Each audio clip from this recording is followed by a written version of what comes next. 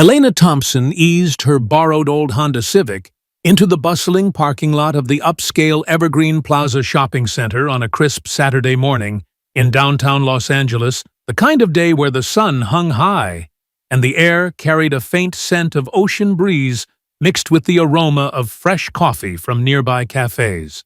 She had borrowed the car from her longtime friend, Maria, who lived just a few blocks away, and insisted Elena take it, instead of calling a ride-share, saying it would be more convenient for running errands.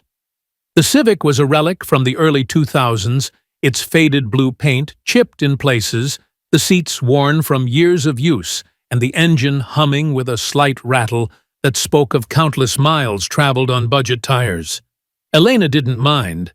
In fact, she appreciated the simplicity of it all. As the CEO of Technova Innovations, a multi-million-dollar tech firm specializing in AI-driven solutions for sustainable energy, she could afford any luxury vehicle she desired. But today, she was on a personal mission to find the perfect birthday gift for her mother, who had always taught her the value of humility and hard work.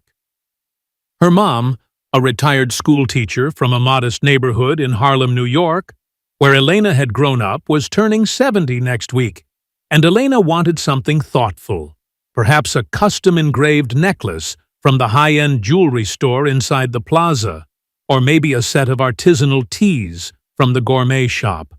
She had parked her own sleek Ferrari 488 Spider, a fiery red beauty with custom rims, and an engine that purred like a contented lion in a spot nearby earlier that morning, deciding to switch to the Civic for the short drive from Maria's place to avoid drawing unnecessary attention. Elena, at 38, was a striking woman with warm brown skin, sharp features framed by shoulder-length curls, and an effortless style that blended professional chic with casual comfort. Today she wore a simple white blouse, fitted jeans, and comfortable sneakers, her only accessory a smartwatch that discreetly monitored her schedule. She had built her company from the ground up, starting in a tiny apartment with nothing but a laptop, and a dream overcoming barriers that many like her black women in tech faced daily, from skeptical investors to outright discrimination in boardrooms. But Elena had learned to navigate it all with grace, turning obstacles into opportunities, and now Technova was valued at over $500 million, with partnerships across the globe. As she maneuvered the Civic toward an open spot near the entrance, she noticed a shiny black Mercedes-Benz G-Wagon idling aggressively behind her, its driver honking impatiently, even though she had her blinker on first. The spot was prime, close to the doors, shaded by a row of palm trees, and Elena had spotted it from afar, patiently waiting her turn as other cars passed by. But the G-Wagon's driver, a middle-aged white man in a tailored suit, sunglasses perched on his nose, accelerated suddenly, cutting her off with a screech of tires and sliding into the space she had been aiming for.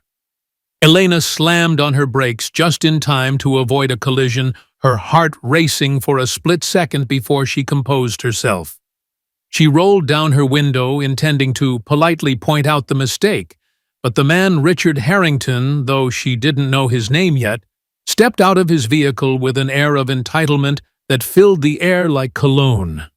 Richard was the epitome of old money privilege. At 52, he ran Harrington Investments, a hedge fund that dealt in real estate and stocks, amassing a fortune through connections inherited from his father, a Wall Street tycoon. He was tall with salt and pepper hair, slicked back, a Rolex glinting on his wrist, and a perpetual smirk that suggested he owned not just the parking spot, but the entire plaza.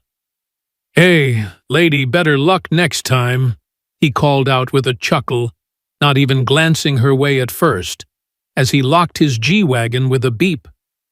Elena, ever the picture of calm, responded evenly, "Excuse me, sir, I had my signal on for that spot. You cut me off." Richard finally turned, his eyes narrowing as he took in the sight of her in the old Civic, his gaze lingering a bit too long on the dense and faded upholstery visible through the window. A flicker of something disdain perhaps crossed his face, masked quickly by a condescending smile. "Oh, come on, sweetheart. Look at that rust bucket you're driving. It looks like it's about to fall apart. You sure you even belong here? This is Evergreen Plaza, not some discount mall. Why don't you park out back with the delivery trucks? Might fit in better." His words dripped with sarcasm laced with an undercurrent of racial bias that Elena had encountered far too many times in her life, the assumption that a black woman in a modest car couldn't possibly afford to shop at a place like this, that she must be out of place, an intruder in his world of luxury. Elena felt a familiar sting, but she didn't let it show. Instead, she reached subtly for her phone in the cup holder, activating the voice recorder app with a quick swipe, knowing from experience that documentation could turn the tide in situations like these. "That's unnecessary," she said firmly, her voice steady and professional, honed from years of leading board meetings where she had to command respect despite doubters. "Everyone has the right to park here regardless of what they're driving." Richard laughed outright now, drawing the attention of a few passers-by who paused with their shopping bags, curious about the unfolding scene. One was a young couple, another an elderly woman with a small dog, all watching as Richard gestured dramatically at the Civic. "Right, listen, I've got important meetings today, real business, not whatever you're up to. This spot's for people who actually contribute to society, not folks rolling up in junk like that. What is this? A 95 model. Bet it doesn't even have AC that works." He leaned against his G-Wagon, crossing his arms, his posture screaming superiority. Elena could see the subtle cues, the way his eyes flicked to her skin tone, the curl of his lip as if her presence alone offended him. Growing up in Harlem, she had faced this kind of casual racism before the store clerks following her around, the cab drivers passing her by, the professors questioning her intellect. But she had risen above it, earning a full scholarship to Stanford, graduating top of her class in computer science, and founding Tech Nova with innovative algorithms that revolutionized green tech. Her success was hard-won, built on late nights and relentless determination, not silver spoons like Richard's. Still, she chose her battles wisely. Today, she decided to let him dig his own grave. "Sir, my car gets me where I need to go just like yours, but stealing a spot and insulting someone isn't a good look, especially in a public place." Richard scoffed, pulling out his phone as if to dismiss her, but not before adding, "Public place. Honey, places like this are for people who can afford it. Go find a spot in the overflow lot. I'm sure your little beater will feel right at home there with the other rejects." The word rejects hung in the air, heavy with implication, and Elena noted how a security guard from the plaza entrance began walking over, alerted by the raised voices. She discreetly switched her phone to video mode, angling it through the window to capture Richard's face and his gleaming Mercedes, ensuring the license plate was in frame. The guard, a burly man in his 40s named Carlos, approached cautiously. "Everything all right here, folks?" he asked, looking between them. Richard jumped in first, his tone shifting to one of faux friendliness. "Oh, yeah, officer. Just this lady here thinking she owns the lot. I got here first fair and square." Elena smiled politely at Carlos, who seemed neutral but observant. "Actually, I was signaling for the spot when he cut in front of me, and now he's making derogatory comments about my vehicle and implying I don't belong here." Carlos raised an eyebrow, glancing at the Civic and then at Richard's G-Wagon. "Ma'am, sir, let's keep it civil. There's plenty of spots further down." But Richard wasn't done.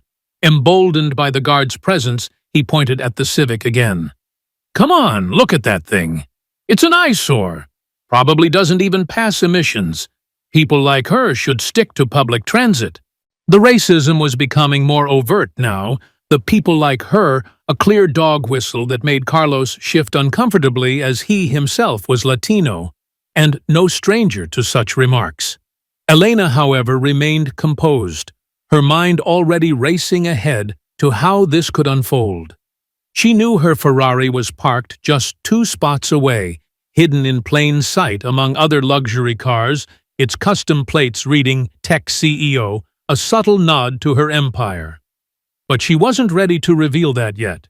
Instead, she let Richard continue his arrogance building like a wave about to crash. "You know I've been shopping here for years," Richard boasted, turning to Carlos as if seeking an ally. "My family's donated to the plaza's charity events. I drive a real car, pay real taxes. This is just clutter." Elena's phone captured every word, every gesture, and she felt a quiet satisfaction knowing that in the age of social media, moments like these could spark change. As more shoppers gathered whispering among themselves, Elena decided to de-escalate, for now. "Fine, I'll find another spot. But remember, sir, appearances can be deceiving." Richard smirked triumphantly as she drove off, slowly circling the lot until she found a space further back. But as she parked and stepped out, adjusting her bag over her shoulder, she couldn't help but glance back at the scene, Richard striding into the plaza like a king, oblivious to the storm he had just invited. Little did he know that Elena Thompson wasn't just any shopper. She was a force, and this encounter was far from over. She walked toward the entrance, her steps measured, phone still in hand, ready to turn the tables in ways he couldn't imagine. The plaza itself was a gleaming testament to opulence, with marble floors, crystal chandeliers, and stores boasting names like Gucci, Louis Vuitton, and Tiffany & Co. Elena blended in seamlessly, her understated elegance turning heads not for flashiness, but for quiet confidence. As she entered the jewelry store, browsing necklaces that reminded her of her mother's favorite style, simple yet meaningful, she reflected on why she had chosen the Civic today. It wasn't just convenience. It was a reminder of her roots, a way to stay grounded amid her success. Maria had lent it without question, joking that it would keep Elena from getting too CEO fancy. But now it had become the catalyst for exposing something uglier in society. Meanwhile, Richard, inside the same plaza, was at a cafe sipping an espresso, checking his emails for updates on a big deal, a potential partnership with a tech firm that could net him millions. He felt invincible, the parking incident already forgotten as a minor annoyance. But fate had a way of connecting dots, and as Elena selected a beautiful sapphire pendant for her mom, wrapping it with care, she overheard snippets of conversation from nearby. Something about a hedge fund guy named Harrington causing a scene outside. Smiling to herself, she paid with her black Amex card, the transaction seamless, and headed toward the exit, knowing the real confrontation was just beginning. The parking lot was still busy, cars coming and going, and as she approached her borrowed Civic, she noticed Richard emerging from the plaza, arms laden with shopping bags from designer stores. He spotted her again, his smirk returning as he loaded his purchases into the G-Wagon. "Still here? Thought you'd be long gone by now," he called out, unable to resist one more jab. Elena paused, keys in hand, not the Civics, but she kept that hidden for now. "Oh, I'm just getting started," she replied cryptically, her tone laced with amusement. Richard shook his head, climbing into his vehicle. "Whatever. Drive safe in that death trap," as he pulled out, nearly clipping another car. In his haste, Elena watched him go, then walked calmly to the Ferrari parked nearby. The contrast couldn't be starker, the old Civic reliable but unassuming, versus the Ferrari's sleek lines, its engine ready to roar to life with a turn of the key.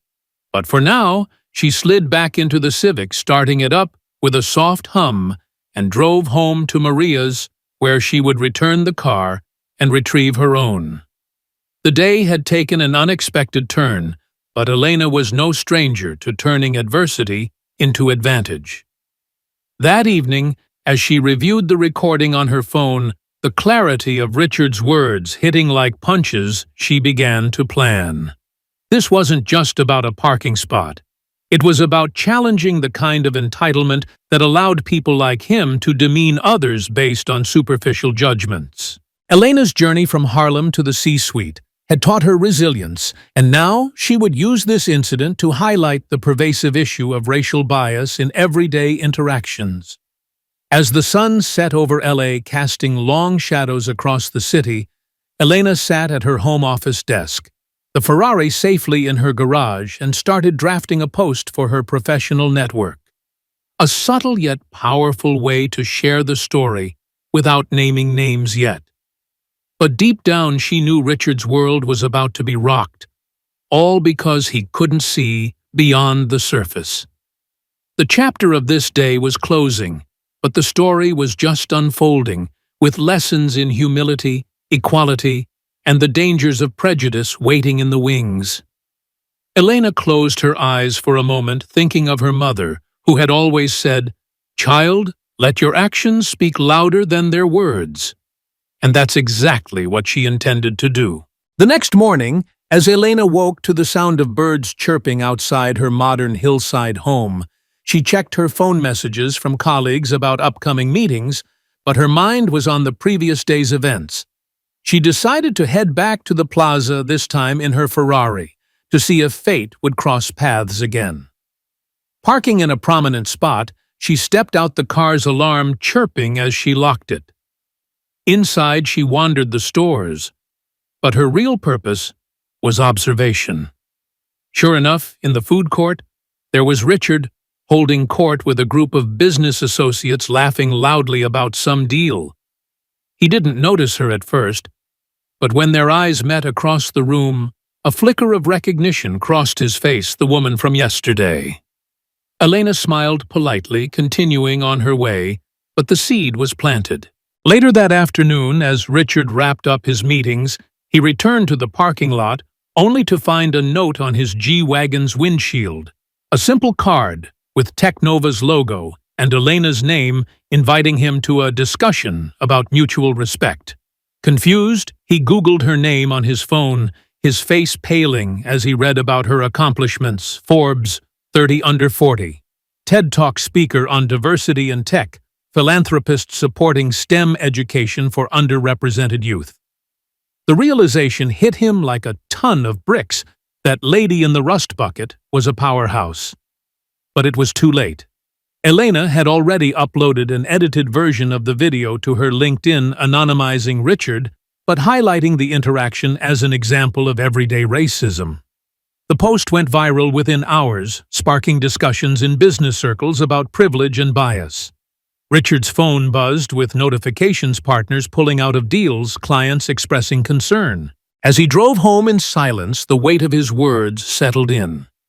Meanwhile, Elena, back in her office, fielded calls from supporters using the momentum to launch a new initiative at Technova for anti-bias training programs.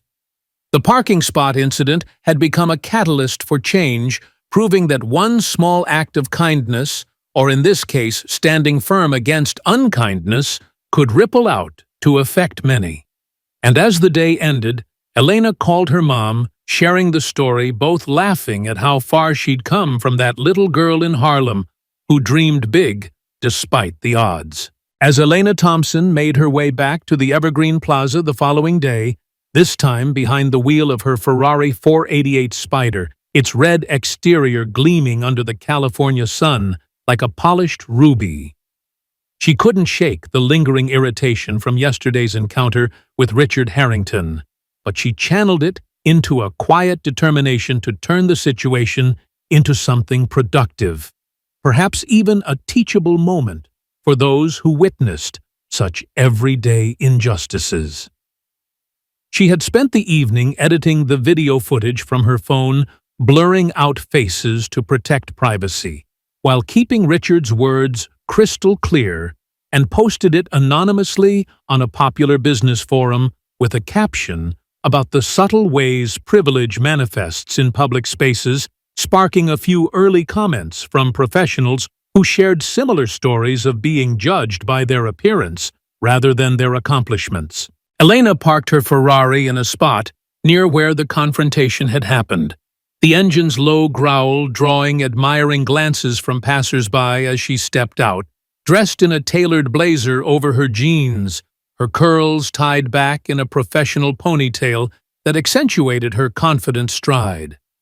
The plaza was even busier today, with weekend shoppers milling about, families pushing strollers and business types like Richard clutching coffee cups while networking on their phones. Elena had no intention of seeking him out, but as she entered the main atrium heading toward a tech gadget store to pick up a new accessory for her smartwatch, fate intervened once again. There was Richard standing near the fountain in the center, animatedly talking to a group of what appeared to be potential investors, his voice carrying over the ambient chatter as he boasted about his latest real estate acquisition in Beverly Hills. He was in his element suit, impeccably pressed, gesturing with his Rolex-adorned hand, laughing at his own jokes, while his companions nodded along, clearly impressed by his aura of success. Elena paused for a moment, considering whether to avoid the area altogether, but then Richard's eyes locked onto hers across the crowd, a flash of recognition, turning his smile into a sneer as he excused himself from his group and strode over, apparently unable to resist reigniting the spark from yesterday. "Well, if it isn't the parking lot princess," he said loudly enough for nearby shoppers to hear, drawing a few curious looks as he blocked her path slightly, his tone dripping with mockery. "Back for more. I see you found a spot today. Congrats on that. What did you upgrade from that junker overnight? Or are you just here to window shop?" Elena met his gaze evenly, her expression calm, but her mind sharp, ready to engage without descending to his level. She had dealt with men like him in boardrooms where condescension was a weapon, and she knew how to disarm it with intellect and poise. "Actually, sir, I'm here doing the same as everyone else, shopping, supporting the local economy. But it seems like you're the one fixated on yesterday. Maybe we can discuss it civilly this time." Richard laughed, a forced bark that attracted more attention, including the same security guard Carlos, who was patrolling nearby, and began edging closer, sensing potential trouble.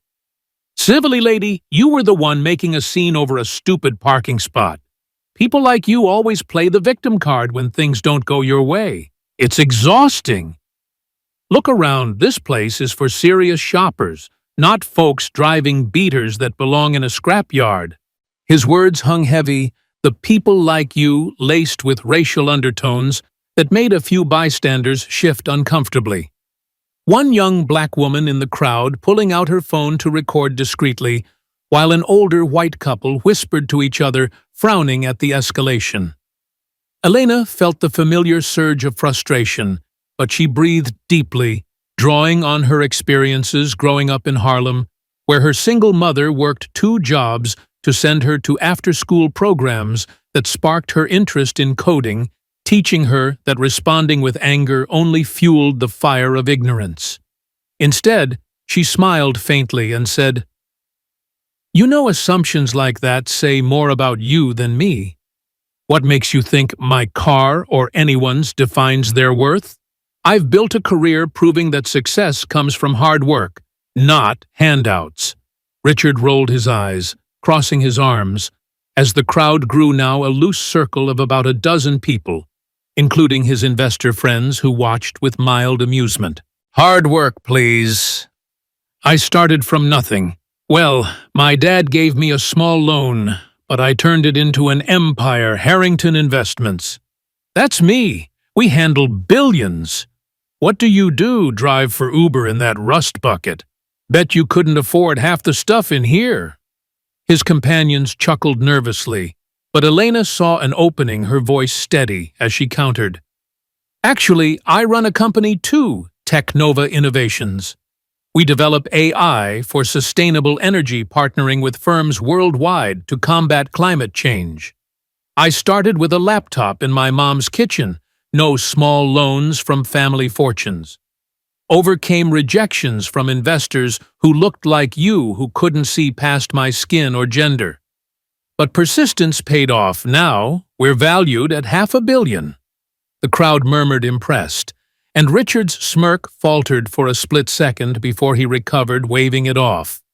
Technova, never heard of it. Sounds like some startup hype. Real business is intangibles like real estate. My family's been in this game for generations. Old money knows how to play. You probably got where you are through diversity quotas or something. Affirmative action handouts. The racism was blatant now, and Carlos stepped in closer, radio in hand, ready to intervene, while the young woman recording shook her head in disbelief. Elena, undeterred, pressed on, turning the conversation into a subtle debate on privilege. Quotas, no merit. But let's talk about handouts. Your small loan was probably more than most people's annual salary. I bootstrapped my way through Stanford on scholarships, coded my first app while working retail. What about you? Inherited connections, board seats from daddy's friends. That's the real entitlement, assuming everyone else had the same starting line. Richard's face reddened, his voice rising as he pointed at her. Entitlement. I've earned every dime. You people always cry foul when someone calls it like it is. That car of yours yesterday screamed, doesn't belong. Go back to wherever you came from if you can't handle the heat. The crowd gasped at the overt bigotry, and Carlos finally interjected, Sir, that's enough. This is a public space. Keep it respectful, or I'll have to ask you to leave. But Elena held up a hand, signaling she had it under control, her confidence radiating as she replied, No need, Carlos. He's just proving my point. Society's full of invisible barriers for people of color, assumptions that we're less capable, less deserving. But I've shattered them. My company's disrupted industries, created jobs, been donated to causes fighting exactly this kind of bias. Richard's investors shifted awkwardly, one checking his phone, perhaps Googling Technova, and realizing the truth. Big talk? Richard scoffed, desperate to regain ground. Prove it! Show me something that says you're not just bluffing. Lena paused, reaching into her pocket, slowly pulling out a set of keys with a Ferrari emblem dangling prominently, the remote beeping as she pressed it, and heads turned toward the parking lot, visible through the glass doors where the red Ferrari's lights flashed in response, parked right next to where Richard's G-Wagon had been the day before. The crowd's eyes widened in unison, whispers erupting, That's hers! A Ferrari! As Richard's jaw dropped, his arrogance crumbling like a house of cards. Wait, that's yours. But yesterday, he stammered, the realization dawning that the rust bucket was just a borrowed ride, a simple choice for convenience, while her real status was worlds apart from his assumptions. Elena twirled the keys casually, her voice calm but triumphant. Appearances deceive, don't they? That Civic was my friend's. I borrowed it for a quick errand. This is mine, bought with earnings from a company I built from scratch. Maybe next time, think twice before judging someone by their ride or their race. The crowd applauded softly, the young woman recording smiling broadly. And Richard's face turned ashen, his investors excusing themselves awkwardly as they distanced from the embarrassment.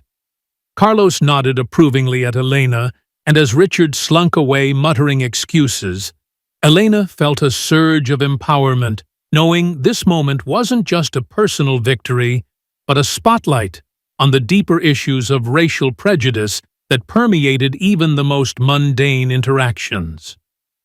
The plaza buzzed with the aftermath shoppers sharing the story on their phones, and Elena continued her day, the Ferrari keys back in her pocket, a symbol of her hard-earned success and the strength to confront bias head-on. But the real ripple effects were just beginning. As the video from yesterday, now gaining traction online, intertwined with eyewitness accounts of today's showdown, setting the stage for broader consequences that would challenge Richard's world and amplify Elena's message of equality and resilience. As she drove home later, the Ferrari's engine roaring smoothly along the freeway, Elena reflected on the contrast between her journey and Richard's. Hers forged in adversity, his cushioned by privilege, and how one parking spot had unraveled into a powerful narrative about judging books by their covers, or, in this case, people by their cars. The sun dipped lower, casting golden hues over the city, and Elena smiled, knowing that while the confrontation had escalated, so had the opportunity for change, proving that self-assurance and truth could dismantle even the sturdiest walls of ignorance. The chapter closed on this high note, but the story's momentum carried forward, hinting at the educational waves it would create in the days to come. In the days following the dramatic revelation at the Evergreen Plaza, Elena Thompson found herself at the center of a whirlwind that extended far beyond a simple parking dispute, transforming what could have been a forgotten altercation into a catalyst for broader conversations about racial bias, privilege, and the power of standing up against everyday injustices, all while Richard Harrington grappled with the crumbling facade of his carefully curated life of entitlement. Elena, back in her sleek office at Technova Innovations, overlooking the bustling streets of Los Angeles, reviewed the footage from both days. The initial parking lot confrontation captured on her phone, and the atrium showdown recorded by the young bystander who had shared it with her afterward and decided it was time to go public, not out of vengeance, but to highlight a pervasive issue that affected countless people like her, who navigated similar microaggressions daily. She edited the videos into a cohesive clip, overlaying text that explained the context without doxing Richard directly, though his face and words were clear enough for those in the know, and posted it on her LinkedIn profile with a thoughtful caption. "Yesterday, a stranger judged me by my borrowed car and my skin color. Today, I chose to respond with truth. Let's talk about how assumptions harm us all and how we can do better." The post exploded almost immediately, garnering thousands of views within hours, as it was shared across professional networks, with comments flooding in from colleagues, activists, and even strangers who resonated with her story. Black professionals sharing their own tales of being underestimated women in tech, praising her poise and allies, vowing to check their biases. By evening, it had crossed over to Twitter and Instagram, where hashtags like #parkingprivilege and #beyondappearances trended locally, drawing media attention from outlets like the LA Times and CNBC, who reached out for interviews, positioning Elena as an inadvertent spokesperson for equity in everyday life. Meanwhile, Richard Harrington, holed up in his lavish penthouse in Beverly Hills, stared at his phone in disbelief as notifications piled up, first from his investors, who had seen the video circulating in their circles, then from his assistant, alerting him to canceled meetings, and finally from his PR firm scrambling to contain the damage.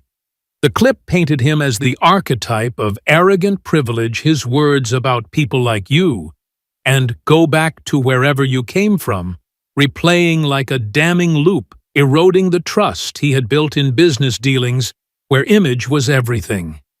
One by one, potential partners pulled out.